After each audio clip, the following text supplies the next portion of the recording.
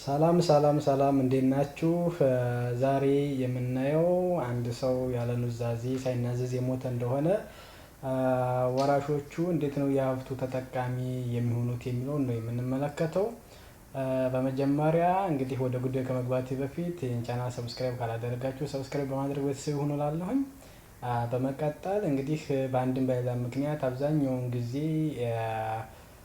ምንድነው አብዛኛው ሰው ሳይናዘዝ የሚሞትበት አጋጣሚ በጣም ሰፊ ነው እና በዚህ አይነት ሁኔታ ወራሾቹ እንዴት ነው ውርሱን መካፈል የሚችሉት የሚለውን ስንመለከት ህጉ በአምስት አይነት ደረጃ አስቀምጦታል። ይህ ማለት ማነው መጀመሪያ ወራሽ፣ ሁለተኛ ወራሽ፣ ሶስተኛ ወራሽ፣ አራተኛ ወራሽ፣ አምስተኛ ወራሽ እያለ ነው ከፋፍሎ ያስቀመጠው።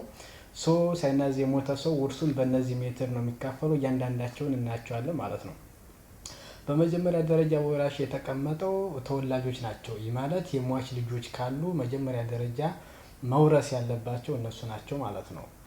ይህንን ሲባል በፍትሐ ብሔር ህጉ አንቀጽ 842 ስር በግልጽ ተደንጎ እናገኘዋለን። የመጀመሪያ ደረጃ ወራሾቹ ተወላጆቹ ወይም ልጆቹ ናቸው ማለት ነው። እነሱ ከሌሉስ የሚለውን ስናይ አሁን ተወላጅ ወይም ልጅ ከሌለው ወደ የት ሄዳ የሚለው ወደ ሁለተኛ ደረጃ ይሄዳል። ሁለተኛ ደረጃ ወራሾች የምንላቸውን ደግሞ ስንመለከት እናት አባት ናቸው ማለት ነው። ልጅ ከሌለ ወደ እናት አባት ወደ ሁለተኛ ደረጃ ይሄዳል ማለት ነው። ይህንንም በፍትሐ ብሔር ህጉ 843 ስር በግልጽ ተደንጎ እናገኘዋለን። እናት አባት ከሌሉስ የሚለው ስናይ ለእነሱ ተወላጅ ለሆነ ያ ማለት ለሟች እህት ወንድም ካሉ እነሱ ይወርሳሉ ማለት ነው። እነዚህ ከሌሉስ እናት አባትም እነሱ ተወላጅም ከሌሉ ወደ የት ሄዳ የሚለው ስንመለከት ወደ ሶስተኛ ደረጃ ይሄዳል ማለት ነው። ሶስተኛ ደረጃ ደግሞ የተቀመጡት እነማን ናቸው የሚለውን ስንመለከት አያቶች ናቸው። የሟች አያቶች ካሉ እነሱ ውርሱን ይወርሳሉ ማለት ነው። ይህ ማለት እናት አባት ከሌለ የእነሱ ተወላጅ ከሌለ ወደ አያቶች ይሄዳል ማለት ነው። አያቶች ደግሞ ከሌሉ የእነሱ ተወላጅ ካለ እነሱ ይወርሳሉ ማለት ነው። አያቶች የማይኖሩ ከሆነስ ወዴት ይሄዳል የሚለውን ስንመለከት ደግሞ ወደ ቅድመ አያት ይሄዳል ማለት ነው።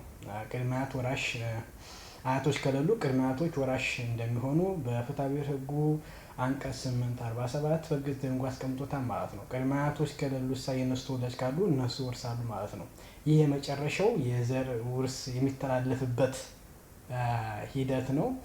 ከዚህ አራተኛ ከደረሰ በኋላ ወደ ሌላ አይሄድም።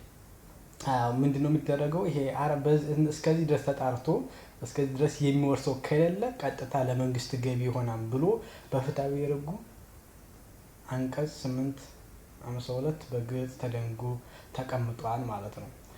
ስለሆነም የአንድ ሰው ያለ ኑዛዜ የሞተ እንደሆነ በእነዚህ 5 ደረጃዎች ነው ውርሱ ሊከፋፈል የሚችለው። ስላዳመጣችሁኝ አመሰግናለሁኝ። መልካም ጊዜ